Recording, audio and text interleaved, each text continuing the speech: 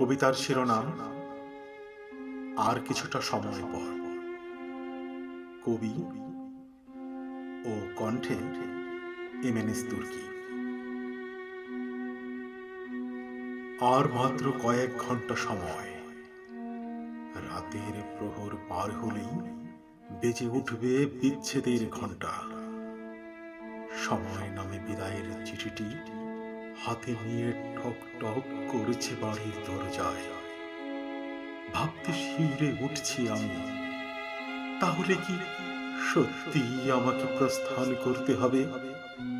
তাহলে কি সত্যিই আমি শৈশব, কৈশোর, যুবক বয়সের স্মৃতিকে ফেলে রেখে চলে যাব অনেক দূরে? কি নিষ্ঠুর আমি! বিবেকের ক্রোশ যন্ত্রণায় ছটফট করছি আমি, তবুও আমি ধাবমান। হঠাৎ আমি হয়ে উঠেছি বাস্তবতার ঘোড়ায় চড়ে বড় জীবন যোদ্ধা। আমাকে যেতে হবে বহুদূর, আমাকে যেতে হবে সব কিছু ছেড়ে।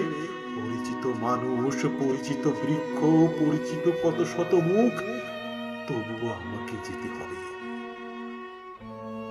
আমার আবাসস্থল হবে অন্যের, আর আমি হব ক্লান্তহীন যাযাবর।